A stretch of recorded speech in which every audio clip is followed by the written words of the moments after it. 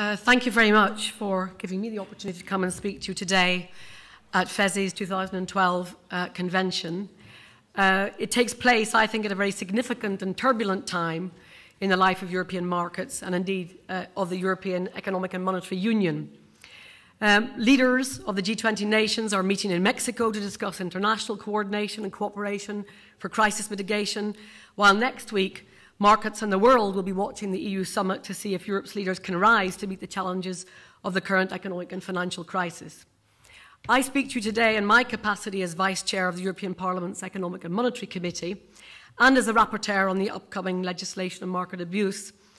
But also, my views are largely inspired by my work as the former chair of the Internal Market and Consumer Protection Committee, so it will be no surprise to you that I focus very much in my political group on looking at investors and consumers and ensuring that they have confidence in the market. Good quality legislation. We very much support FESE's mission statement that we want to seek to improve the quality and focus of regulation by promoting proportionate and well-justified regulation aimed at effective investor protection and market integrity. We understand and support the view that as exchanges, your interest in high-quality regulation derives not only from your business interest, but from your day-to-day role of overseeing markets, which remains crucial, we believe, to maintaining transparent and safe markets. And we support and share these objectives, and we regularly cooperate with regulated markets to gain a better insight into market functioning and listen to your views, as well as other stakeholders, on how we can improve the regulatory framework to ensure that. And of course, your views are not only important to the market abuse legislation, they're important on MiFID, capital requirements, credit rating agencies, and our work on EMIR. We feel we need to close the regulatory loopholes we want to reduce market fragmentation, increase transparency, and ensure smooth price formation. To take an example, these objectives we don't think can be achieved by legalising current loopholes in the MiFID framework. That's why my group, and I'm speaking here partially on behalf of my group, the S&D group, consider that the proposed new OTF platform is an element of distortion to the trading landscape in Europe. And we are, of course, not in favour of a lighter regulatory framework for an OTF category. We want to ensure as well that there is competition between exchange and off-exchange trading activities to make sure we have a level playing field. I'm sorry, I've had a migraine in the night, so I'm struggling a bit with my words. There should, we think, only be a clear set of principles of governing how financial markets operate in Europe.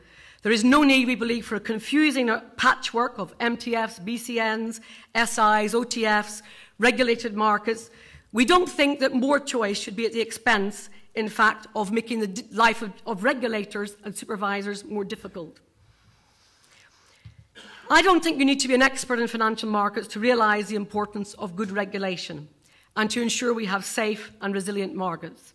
For example, I know you're discussing high-frequency trading. On high-frequency trading, for example, I know that some people say that the debate is too emotional. And of course, I would agree with that famous phrase that Hillary Clinton used, that we are largely in an evidence-free zone. However, that does mean that we need to gain more knowledge in this area. We need to gain more awareness. It's not a reason, we believe, not to act just because we don't have enough information. But what is the EU's role in reforming the financial sector? Financial markets are global. The international nature of markets means one nation cannot respond alone. The G20 is helping the major economies coordinate reform, but we believe the EU is essential to ensure that European countries can speak with a strong voice in global negotiations and to ensure that our open financial markets in Europe are strong, stable and support economic recovery. The European Parliament has a crucial role, we believe, in driving the EU's agenda of reform and in amending and adopting the legislation that will implement these rules across Europe. So let me now move on to market abuse. The market abuse framework is an essential part of the EU financial reform agenda to ensure confidence in EU markets and the ability of EU companies to use these markets to raise capital. As a result of the ever-integrated and globalised financial markets and, of course, the development of new trading platforms and technologies, we are told by regulators that the potential for market abuse has grown substantially. We therefore need to update and strengthen the rules to ensure we properly tackle market abuse in all trading platforms and in all activities across the EU. We believe we need to give the national competent authorities the tools to effectively monitor, detect and prosecute market abuse. At a time of extreme market volatility and economic crisis, this is causing, we believe, decreased investor confidence. Again, it's more crucial that we create conditions for ordinary people to start again to invest in the markets, and an important step to achieving this is by cracking down on the types of of the abuse that we see. Again, let's look at what's going on practically. Around the world, enforcement teams are stepping up their fight against insider dealing and market abuse. They're bringing criminal cases, they're increasing the amount of fines that they oppose, and they are increasingly conducting investigations that cross international borders. In the US, insider trading is prohibited by US federal securities law, and although the scope of the US insider trading laws has not changed in the Dodd-Frank legislation significantly, the SEC and the US Department of Justice have expanded the scope and intensity of their enforcement efforts, and in particular have focused more attention on hedge funds and expert networks. The SEC, of course, has a strong record on prosecuting market abuse.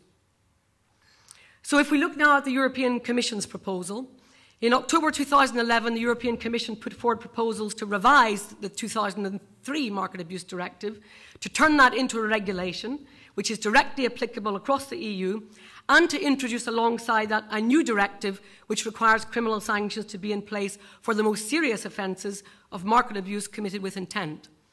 Updating, expanding and strengthening this framework while adding innovations to tackle abuse through high-frequency trading, we believe, are essential. So what does the new regulation do? It tries to address the serious gaps in regulation of the new markets, the platforms and over-the-counter trading in financial instruments. It tries to tackle loopholes in the regulation of commodities and commodity derivatives. I myself went to ICE and tried to understand, of course, why we've included emissions trading. And, of course, it was interesting for me to understand how does someone steal an emission permit. This was something new for me that I didn't understand, but it's clear that this also goes on in the area of abuse as well. We want to also remove obstacles to the effective enforcement for regulators. We do want to tackle administrative burden for small and medium-sized enterprises. And we also want to make sure that we have some legal certainty, which in the past has undermined the effectiveness of MAD. And, of course, we need to address this issue where some member states simply don't have criminal sanctions for certain abuses. If I turn now to my report, which is currently a work in progress, and we are about to agree some compromises in this area over the coming weeks, we have decided that we support predominantly the Commission proposal to create a more robust and strong market abuse framework. And that's because in discussions we've had with regulators, they have raised concerns that increased fragmentation resulting from the creation of multiple trading venues has contributed to an expansion of the potential for market abuse. It's not necessarily causing more market abuse, but the potential, they believe, is there. And they also believe that the detection of such abusive practices is substantially more difficult as a result of the fragmentation. Recently, I went on an econ delegation visit to Singapore and Hong Kong. And what we learned there that those markets that are not as fragmented as those in the EU, as a result, in terms of their supervision, is, of course, easier to carry out, and insider manipulation surveillance is less complex for authorities to perform. I'm not saying we follow the Hong Kong or the Singapore model, but it's quite clear that there are benefits to not having multiple venues and too much fragmentation. Since, as I said again, the OTF category introduces another trading venue and could potentially exacerbate this situation, that is why currently I have removed all references from the regulation on OTF. However, I would stress this is primarily a debate and discussion for the MiFID framework, and we will resolve the issue within the framework of MiFID. A number of stakeholders have raised legitimate concerns regarding the current definition of inside information. I amended this because, of course, the concern was that the term relevant information was too vague. I have amended this to try and clarify it and to provide some legal certainty. But again, this is still a work in progress because we do need to give the competent authorities the necessary tools to effectively combat market abuse. And they tell us they need to have in there, and that is a change from the old directive, they need to have this term relevant information included as well. But we do understand from industry that relevance creates a certain vagueness, and therefore we have to try and put some kind of clarification there too. Strong deterrent measures, we believe, are crucial to ensuring that market participants are prevented from engaging in abusive practices.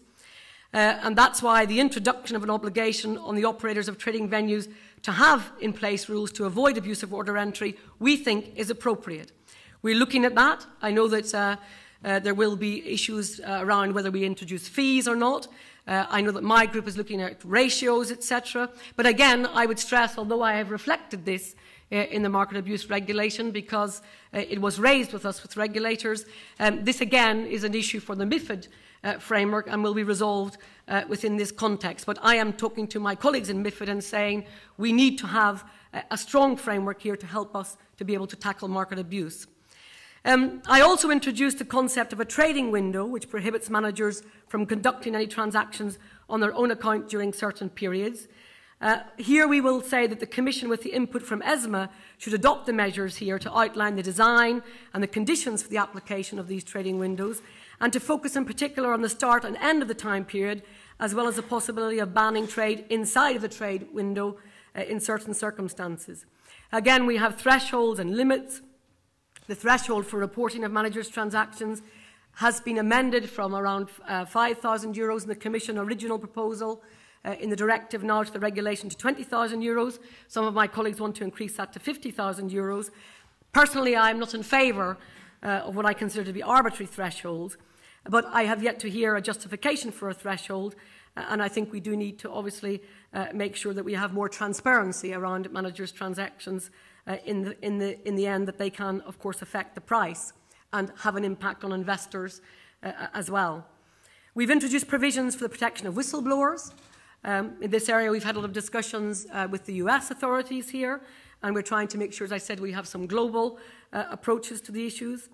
On the SMEs, as a general rule, we think that the EU should continue to find ways to reduce administrative burdens for SMEs.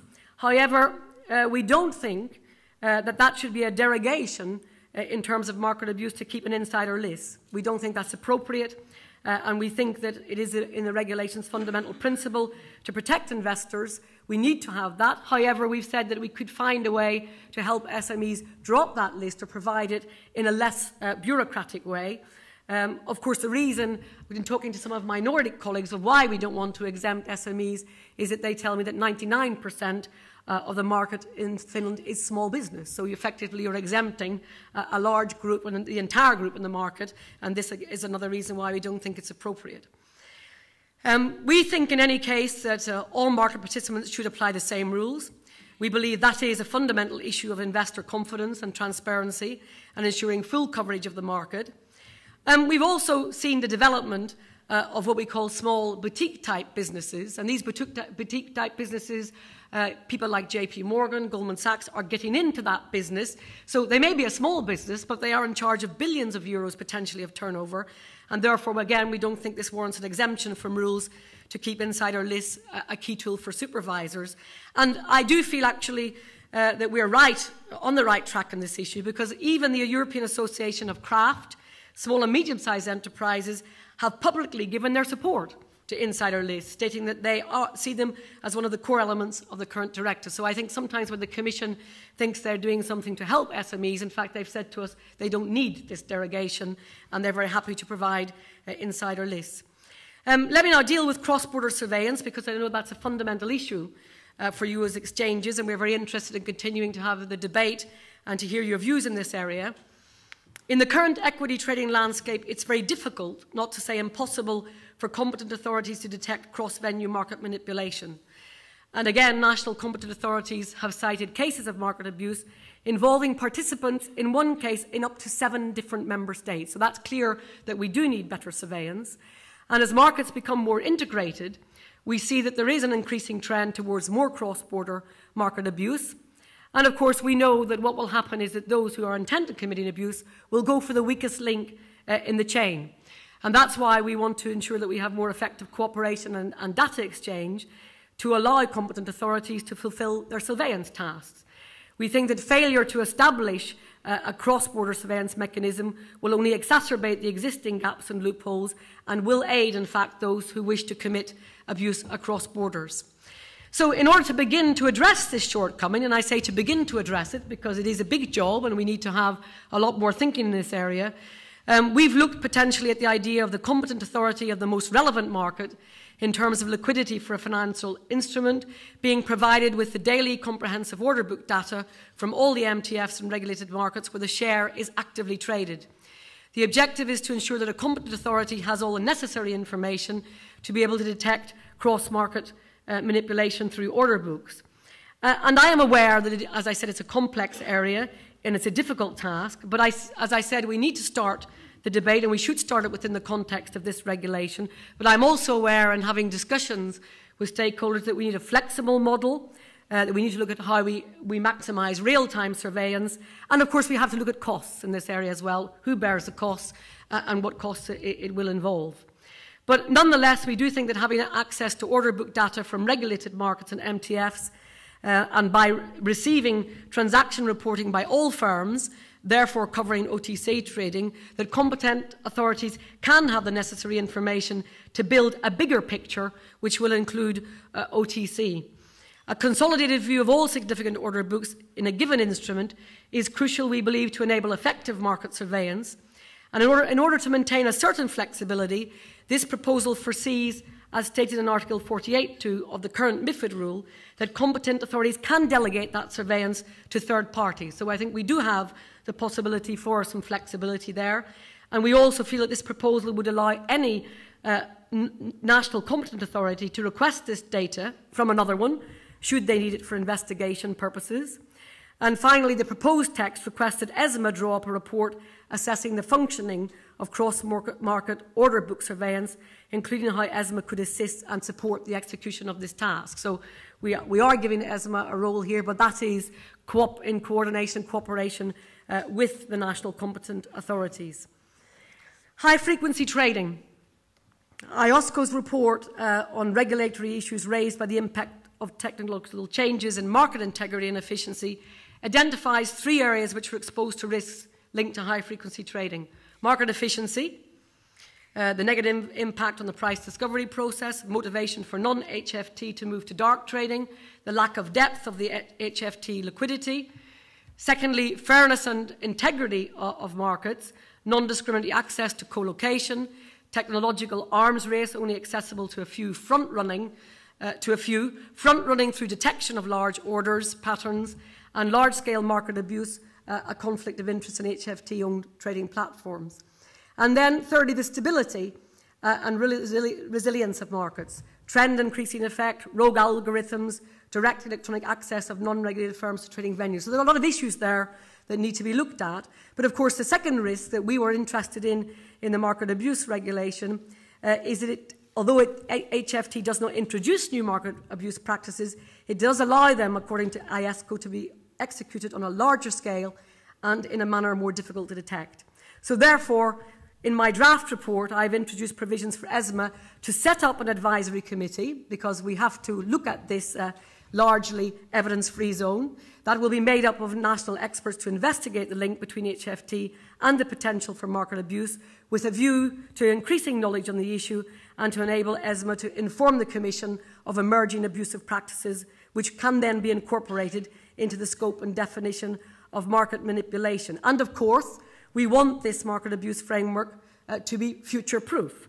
For this reason, the current practices, including the regulation, quote stuffing, layering and spoofing, of course, will be included in delegated acts, but that allows us, as the Parliament, to come back to those, and they can then be updated as a result of ESMA's recommendations on emerging abusive market practices. And we're doing this, again, with a view, the discussions that we've had with the US have indicated that there are already a number of task forces and working groups being set up under the auspices of the CFTC to look at particularly HFT and also abusive practices. If I can then just finish on the issue of the Market Abuse Directive. The gravity of crimes of market abuse, we do think, merits the application, where appropriate, of criminal penalties, not just administrative sanctions. And therefore, we welcome the introduction of a directive which is trying to harmonise the approach to criminal sanctions for market abuse across the EU.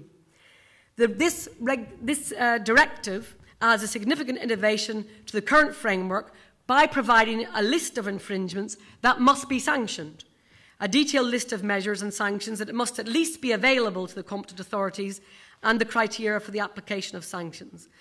The proposal makes it clear that these sanctions have to be effective, they have to be proportionate, and they have to be dissuasive.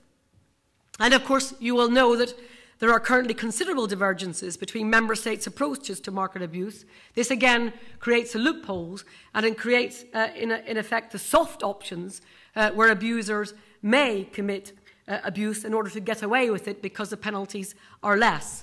Perhaps you already are aware that 5 Member States do not provide for criminal sanctions for disclosure of inside information by primary insiders, and 8 Member States do not do so for secondary insiders. In addition, 1 Member State does not currently impose criminal sanctions for insider dealing by a primary insider, and 4 do not do so for market manipulation. So it is, we believe, important to harmonise the approach on criminal sanctions in order to ensure that perpetrators cannot exploit the differences in regimes across the EU. It's important to say that this is the first directive of its kind in the financial services area, and we do want to ensure a strong and robust framework to tackle market abuse, but we need to leave, we believe, the details of those sanctions and penalties up to the Member States, because market abuse crimes are complex, and Member States working together with the competent authorities have to have the flexibility to apply their own range of sanctions and penalties in accordance with their national laws and provisions.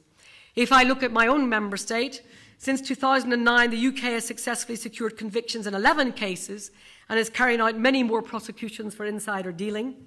In one case brought to the FSA in the UK, a management consultant was found guilty of 22 counts of insider trading in 18 different UK and European listed shares, resulting in over £500,000 worth of profit. He was sentenced to 2 years imprisonment, and when commenting on the case, the FSA head of enforcement said this was a clear case of a sophisticated scheme which was designed to enable the perpetrator to profit from exploiting confidential, price-sensitive information. The verdict should send a clear signal to anyone else who might be tempted to do the same. Insider dealers are criminals, no more, no less, and they have to be treated as such. We've seen also in the US that we've had several successful convictions in high-profile cases with sentences of up to 11 years for more serious crimes. And of course, we're aware that the US continues to lead the way in terms of enforcement. That means that for us in the EU, we have a long way to catch up in this area. It is clear at a time of such economic turmoil that investors in European markets need to be reassured by strong enforcement and punishment of market abuse crimes. They want to see strong EU regulation in this area. We should not be left behind in this area, and as I said, we very much look forward to having your views on these issues, to continuing to have the dialogue as we move forward now to make sure that we give our national competent authorities and we give our governments the tools that they need to make sure they have the capacity to prosecute market abuse. Thank you very much.